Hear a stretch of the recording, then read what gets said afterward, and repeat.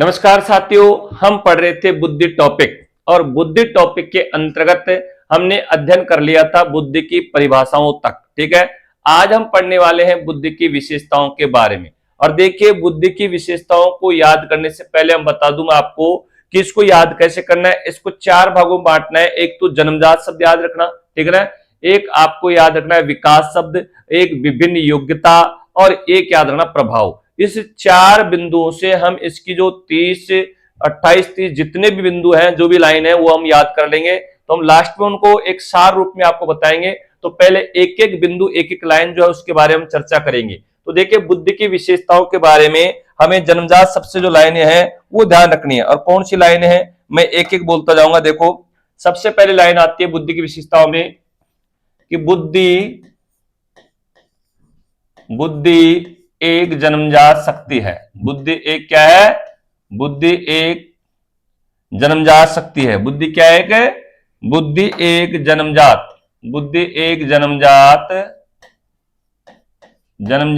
शक्ति है। बुद्धि एक जन्मजात शक्ति है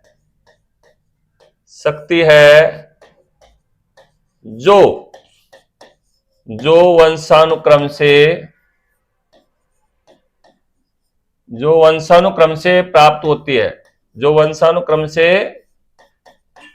प्राप्त होती है। तो पहले लाइन क्या याद रखनी बुद्धि की विशेषताओं में? जन्मजात से बुद्धि एक जन्मजात शक्ति है जो वंशानुक्रम से प्राप्त होती है। दूसरी लाइन आप याद रखना, बुद्धि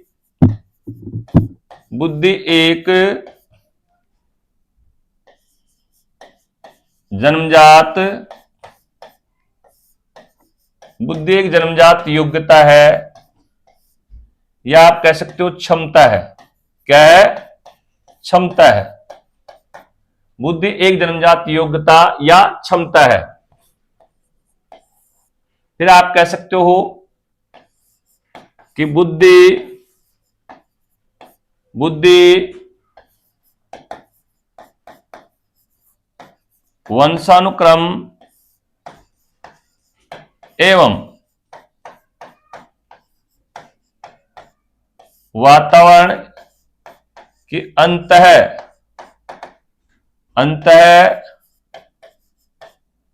क्रिया का परिणाम है।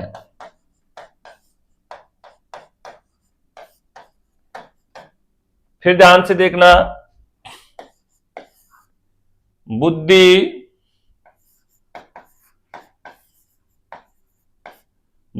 एक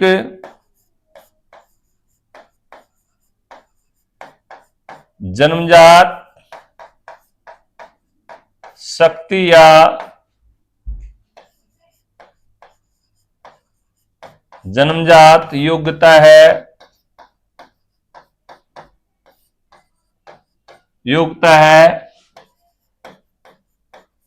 इसका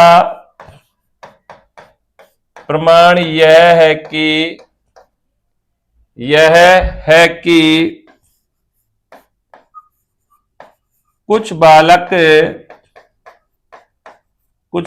जन्म से क्या होते हैं? बुद्धिमान होते हैं। कुछ बालक जन्म से बुद्धिमान होते हैं तथा कुछ बालक जन्म से क्या होते हैं? मूर्ख या जड़ बुद्धि वाले होते हैं। जड़ बुद्धि वाले होते हैं। एक और याद रखना मेरे, बुद्धि एक प्राकृतिक देन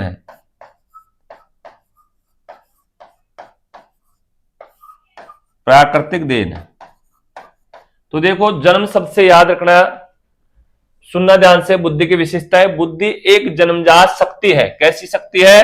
बुद्धि एक जन्मजात क्या है? जन्मजात शक्ति है जो वंशानुक्रम से प्राप्त होती है। ध्यान रखना, बुद्धि व्यक्ति को उसके वंशानुक्रम अर्थात उसके माता पिता, दादा दादी, उसके वंश क्रम से व्यक्ति को प्राप्त होती है। ध्यान रखना, बुद्धि व्यक्ति को जन्म से प्राप्त होती है। ठीक है ना।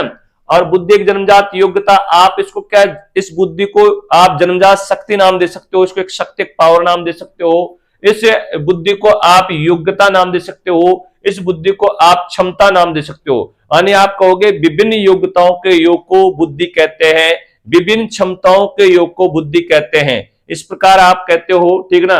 तो जो योग्यता होती है, ये जो बुद्धि होती है मनुष्य के अंतर्गत मस्तिष्क में जो विद्यमान होती है, उसको बुद्धि को क्या कहा गया है, योग्यता, क्षमता या जन्मजात शक्ति कहा गया है। और यह व्यक्ति को कहां से प्राप्त होती है, तो यह व्यक्ति को उसके माता पिता, दादा दादी, उसके वंश क्रम से उसके अंतर्गत आती है। तो इसका प्रमाण क्या है कि जो बुद्धि होती है जन्मजात योग्यता है, जन्मजात क्षमता है। इसका प्रमाण यह है कि कुछ बालक आप देखते हो कि जो जन्म से क्या होते हैं, वो बहुत जो है विद्वान होते हैं, विद्वान मतलब बुद्धिमान होते हैं, विद्वान मतलब क्या होता है, बुद्धिमान होते हैं। तथा कुछ बालक आप ये देखते हो जो जन्म से मूर्ख और जड़ बुद्धि वाले होते हैं।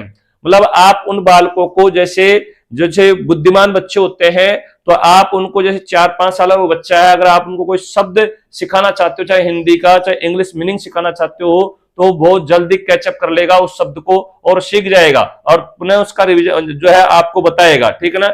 लेकिन जो मूर्ख बच्चे होते हैं, जो जड़ बुद्धि वाले बच्चे होते हैं, उनके सामने आप कितने शब्द प्रयोग करिए, उनको कितना ही आप सिखाओ, वो बच्चे नहीं सीख पाएंगे। इससे यह सिद्ध होता है कि जो है बुद्धि व्यक्ति को जन्म से प्राप्त होती है। लेकिन ध्यान रखना, मैंने एक लाइन लिखी है, बुद्धि वंशानुक्रम एवं वातावरण की अंतःक्रिया का परिणाम है। लेकिन ध्यान रखना, बुद्धि व्यक्ति को वंशानुक्रम से प्राप्त होती है, लेकिन वातावरण में रह करके उस बुद्धि का विकास किया जा सकता है कुछ बिंदुओं तक, ठीक है ना। तो ध्यान रखना, बुद्धि का इस वातावरण रह करके विकास कर सकते हैं, लेकिन व्यक्ति को बुद्धि कहां से प्राप्त होती है, उसके माता पिता से, उसके वंश क्रम से उसको बुद्धि प्राप्त होती है। और ध्यान रखना, जन्म से तो प्राप्त होगी, लेकिन उसका वातावरण में रह करके उस बुद्धि का क्या किया जा सकता है, विकास किया जा सकता है। तो हमने यही बताया। तो यहां देखिए, जन्म से आपको कितनी लाइन याद रखने, प्राकृतिक देन, बुद्धि एक प्राकृतिक प्रकृति द्वारा प्रदत्त है। प्रकृति मतलब ईश्वर के द्वारा उसके माता पिता में जो जेनेटिक जो बुद्धि थी, वो उसके द्वारा उस बच्चे में क्या कर दी गई, ट्रांसफर कर दी गई, ठीक है ना। तो इस प्रकार जो एक बुद्धि क्या है, प्राकृतिक देन है। बुद्धि को ये नहीं बाजार में से जाकर के खरीद लाई कहीं से, ऐसा नहीं होता है। बुद्धि जन्म से प्राप्त होती है, ठीक है ना। लेकिन ध्यान रखना, वातावरण में रहकर के इसका क्या किया जा सकता है, विकास किया जा सकता है। तो आपको ध्यान रखना है, बुद्धि एक जन्मजात शक्ति है जो वंशानुक्रम से प्राप्त होती है। बुद्धि एक जन्मजात योग्यता है या क्षमता है, ये भी शब्द आ सकता है। बुद्धि क्या है, जन्मजात योग्यता है या जन्मजात क्षमता है, ये भी ध्यान रखना, ठीक है। बुद्धि वंशानुक्रम यानी वंशानुक्रम से प्राप्त होती है, वातावरण के अंतर, दोनों के अंतर्क्रिया परिणाम, मतलब जन्म से प्राप्त हो गई, लेकिन वातावरण में रह करके उसका क्या किया जाता है, विकास। तो वंशानुक्रम इंटू वातावरण, तो क्या हो जाएगा, बुद्धि का विकास, ठीक है। बुद्धि एक जन्मजात शक्ति या जन्मजात योग्यता है, हमने ये बात ली। इसका प्रमाण यह है कि कुछ बालक जन्म से क्या होते हैं, बुद्धिमान होते हैं, तथा कुछ बालक जो होते हैं वो जन्म से कैसे होते हैं, मूर्ख या जड़ बुद्धि वाले होते हैं। उनको कितना ही सिखाओ वो बच्चे नहीं सीख पाएंगे। बुद्धि एक प्राकृतिक देन है, तो ध्यान रखना। तो ये हमारे जन्मजात सबसे कुछ लाइनें बनी। अब ध्यान रखना, दूसरे नंबर पे आता है कौन सा, तो बुद्धि का विकास। तो ध्यान रखना, आगे हम याद रखेंगे बुद्धि का विकास। तो 6 नंबर पे याद रखना आपको, 6 नंबर पे क्या लाइन याद रखनी है आपको, कि बुद्धि का विकास, बुद्धि का विकास जन्म से लेकर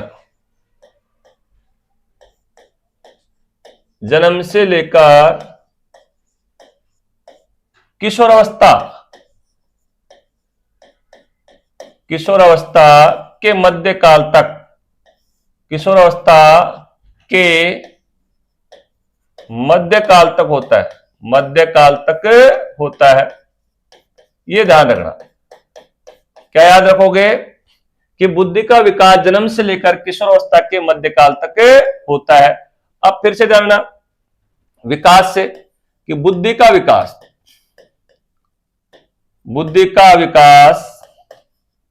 याद रखना, बुद्धि का तीव्र विकास, क्या याद रखोगे, बुद्धि का तीव्र विकास, बुद्धि का तीव्र विकास शेष अवस्था में होता है। कौन सी अवस्था में होता है, शेष अवस्था में होता है, शेष अवस्था में होता है। फिर से सुन लेना, बुद्धि का तीव्र विकास शैशव अवस्था में होता है। नेक्स्ट याद रखना, बुद्धि का सर्वाधिक विकास, बुद्धि का सर्वाधिक विकास किशोरावस्था में होता है। कौन सी अवस्था में? किशोरावस्था में होता है, किशोरावस्था में होता है। फिर से सुनिएगा, बुद्धि का सर्वाधिक विकास किशोरावस्था में होता है। फिर याद रखना, स्पीयरमैन के अनुसार, स्पीयरमैन के अनुसार बुद्धि का विकास, बुद्धि का विकास, स्पीयरमैन के अनुसार बुद्धि का विकास 14 से 16 वर्ष तक होता है। 14 से 16 वर्ष तक स्पीयरमैन के अनुसार जो है बुद्धि का विकास 14 से 16 वर्ष तक होता है। टर्मन के अनुसार, टर्मन के अनुसार बुद्धि का विकास, बुद्धि का विकास 15 वर्ष तक होता है, 15 वर्ष तक होता है। फिर ध्यान रखना, बुद्धि का विकास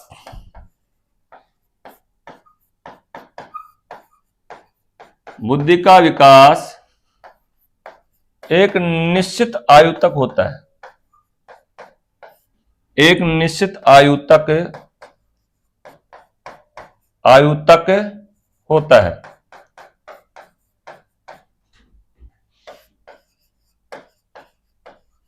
वुडवर्थ के अनुसार 15 से 20 वर्ष तक।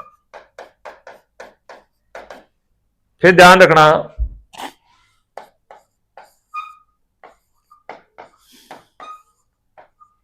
बुद्धि का चरम बिंदु, बुद्धि के विकास का चरम बिंदु, बुद्धि के विकास का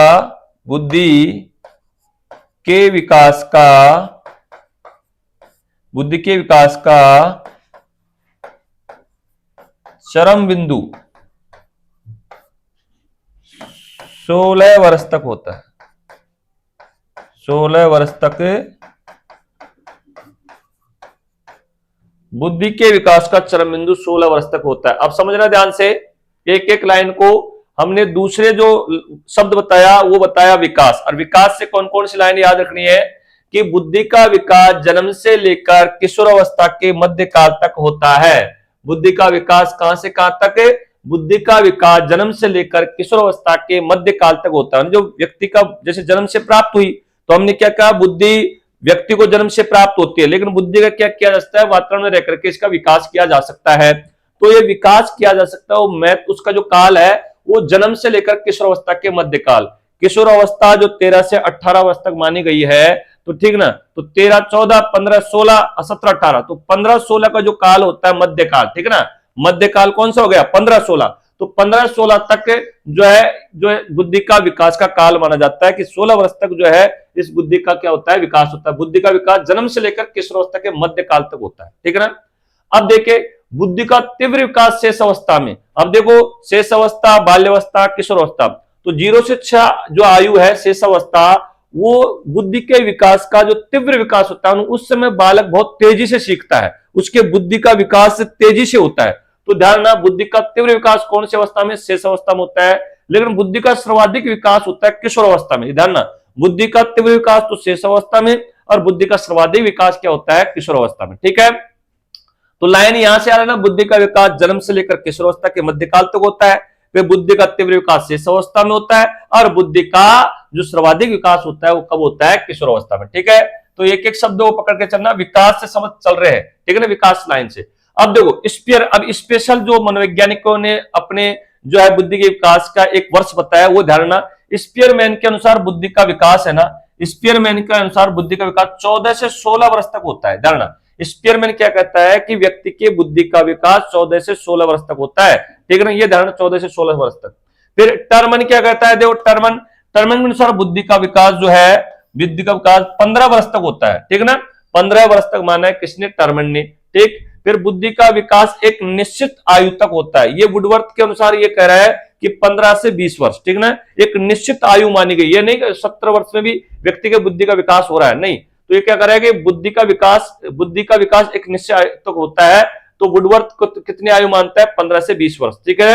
अब बुद्धि के विकास का जो चरम बिंदु होता है, और सबसे ज्यादा बुद्धि का विकास होता है वो 16 वर्ष तक। अब देखो यहां पर भी मध्यकाल तक बताया है इसने, किशोरावस्था, यहाँ पे भी 16 वर्ष, ये 15 वर्ष, तो वो ही बताया सबने 15-16 वाला। तो बुद्धि के विकास का जो चरम बिंदु होता है वो कौन सा होता है, 16 वर्ष तक, ठीक है। तो ये ध्यान रखना। इस प्रकार आपको एक लाइन और याद रखनी है इसमें आगे, ध्यान रखना 13 नंबर पे क्या आएगी विशेषता, 13 नंबर पे आपको याद रखना है कि बुद्धि की लंबवत वृद्धि, बुद्धि की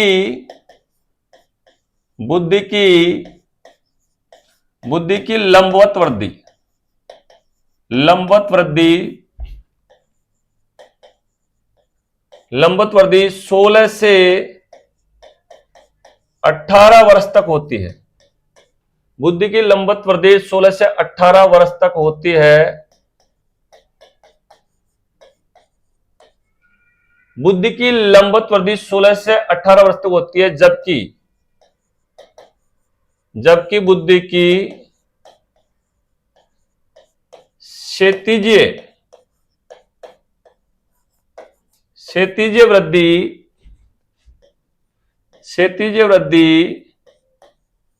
जीवन पर्यंत चलती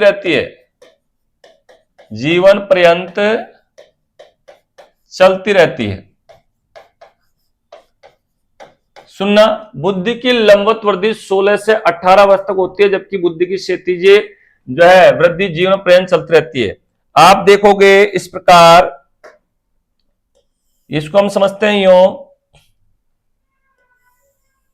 देखिए यह व्यक्ति का जैसे जन्म हुआ, तो आपको याद रखना है जन्म से लेकर, कहां से, जन्म से लेकर, ठीक है, और कब तक, 16 से 18 वर्ष तक, 16 से 18 वर्ष तक, ठीक है।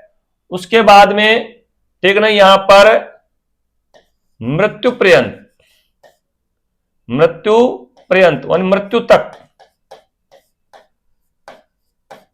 तक। तो यहां से लेकर के ये जो बुद्धि की लंबवत वृद्धि होगी, ठीक है ना, ये कैसी वृद्धि होगी, लंबवत वृद्धि होगी। और ये कैसी होगी, यहां से लेके यहां तक फिर जो है क्षैतिज वृद्धि।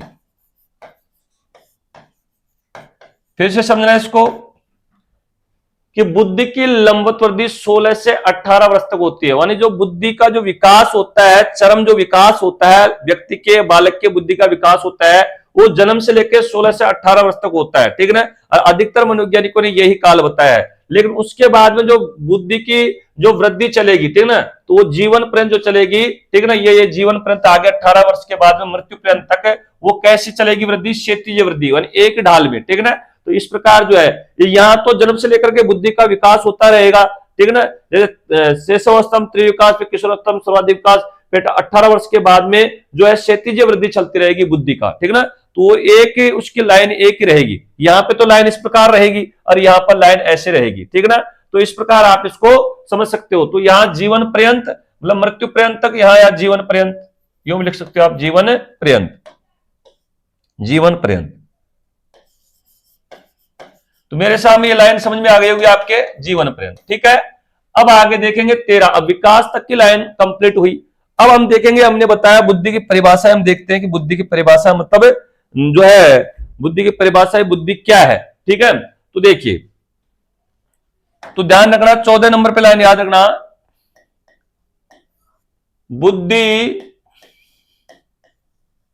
बुद्धि एक इकाई न होकर, बुद्धि एक इकाई न होकर, बुद्धि एक इकाई न होकर अनेक अनेक इकाइयों का संगठन है। बुद्धि एक इकाई न होकर अनेक इकाइयों का संगठन है, समूह है, बात एक ही है। ध्यान रखना, बुद्धि एक बहुआयामी योग्यता है। बहुआयामी क्या है? योग्यता है। फिर ध्यान रखना, बुद्धि एक अमूर्त संप्रत्यय या अमूर्त अवधारणा यानी कंसेप्ट। समझना, बुद्धि एक अमूर्त संप्रत्यय, अमूर्त अवधारणा है। फिर ध्यान, विभिन्न योग्यताओं के समूह को क्या कहते हैं? बुद्धि कहते हैं। विभिन्न योग्यताओं के समूह को क्या कहते हैं? बुद्धि कहते हैं। ये ध्यान रखना। फिर आपको याद रखना है, विभिन्न क्षमताओं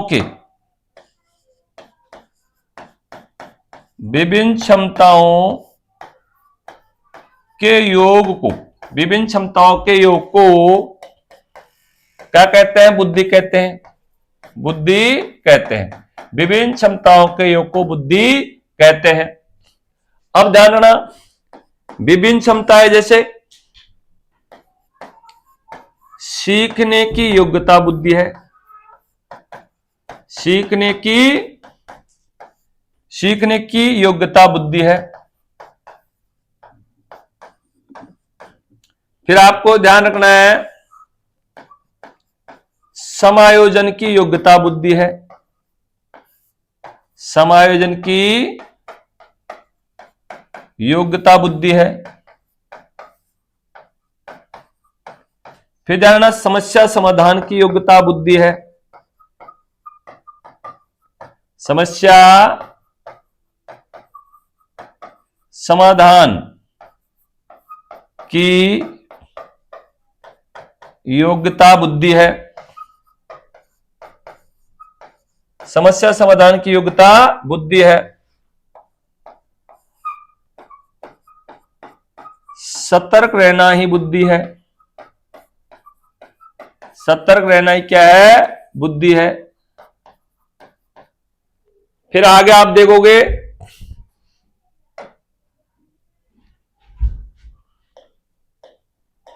अमूर्त चिंतन की योग्यता बुद्धि है।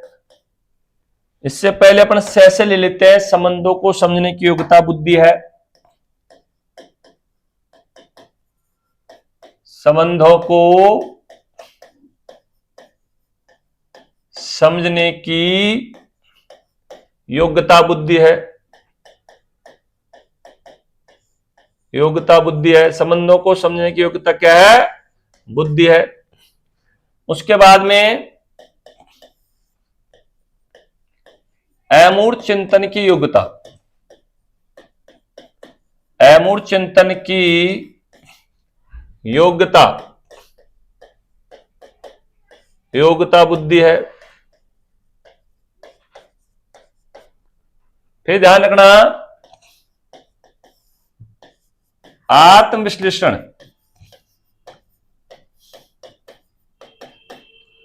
आत्मविश्लेषण की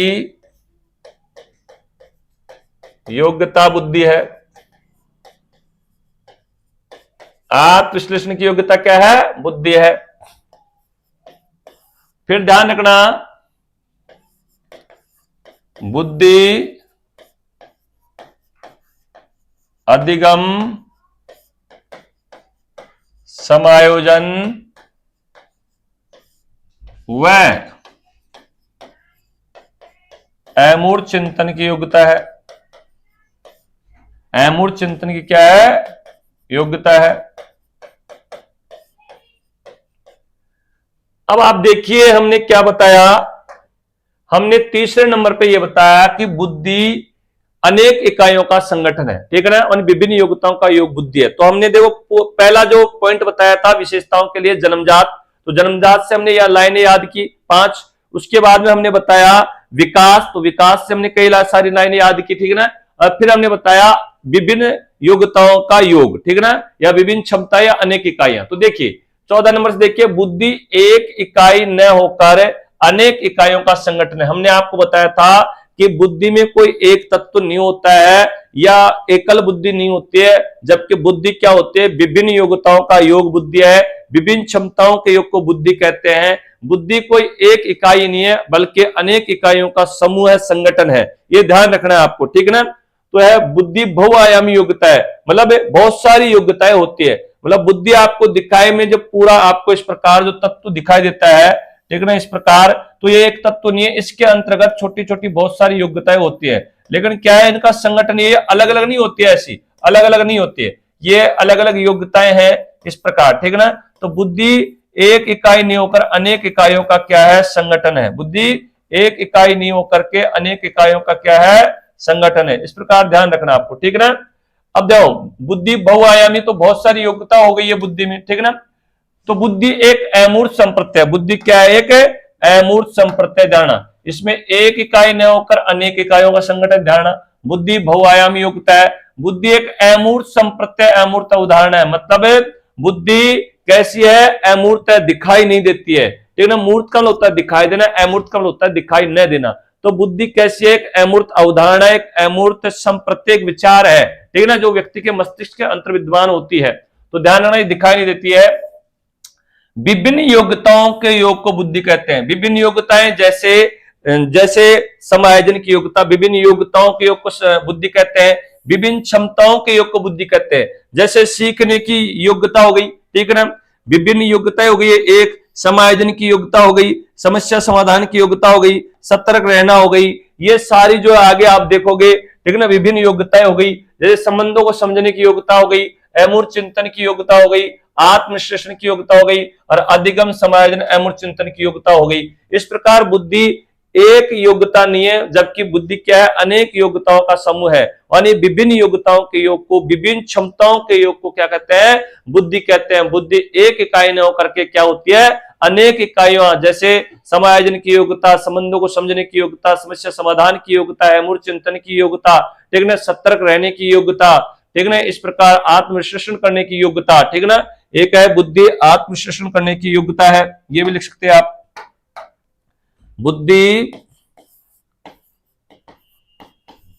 बुद्धि आत्म विश्लेषण करने की योग्यता है, ठीक है, इस प्रकार। तो ये ध्यान रखना आपको योग्यता से संबंधित। अब देखिए आगे जो आएगा उसमें क्या आएगा, तो ध्यान रखना बुद्धि प्रभाव। तो बुद्धि पर लिंग भेद व जाति विशेष का कोई प्रभाव नहीं पड़ता है, कोई प्रभाव नहीं पड़ता है, यह ध्यान रखना, नहीं पड़ता है। बुद्धि पर लिंग भेद व जाति विशेष का कोई प्रभाव नहीं पड़ता है, ठीक है। फिर ध्यान रखना बुद्धि पर सर्वाधिक प्रभाव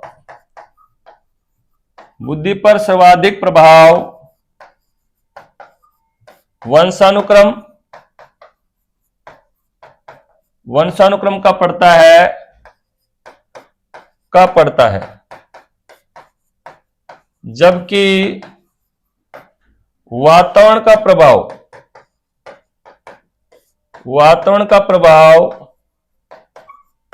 बुद्धि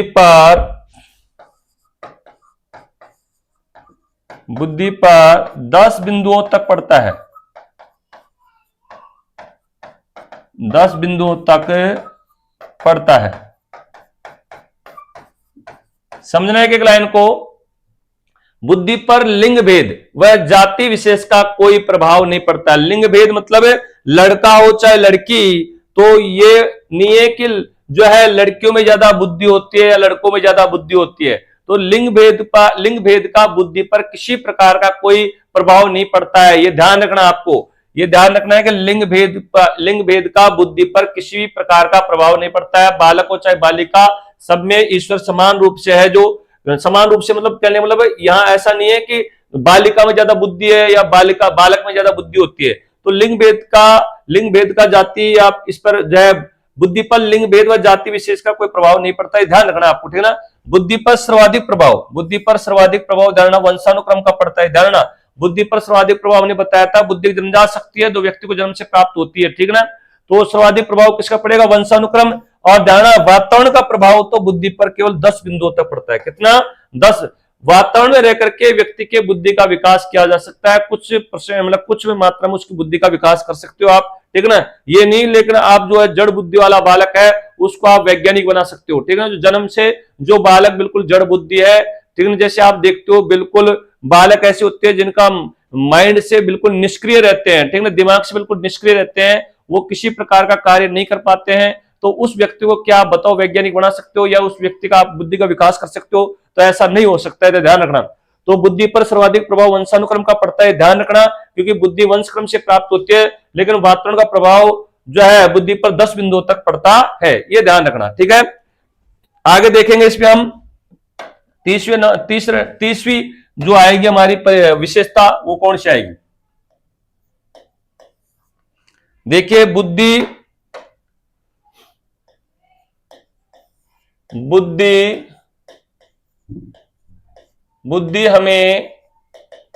हमें अच्छा बुरा,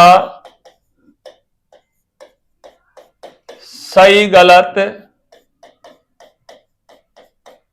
नैतिक अनैतिक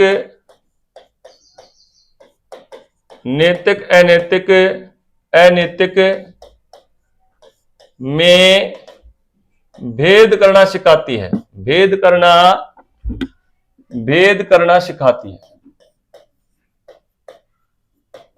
करना सिखाती है, ये ध्यान रखना। बुद्धि हमें अच्छा बुरा, सही गलत, नैतिक अनैतिक में भेद करना सिखाती है।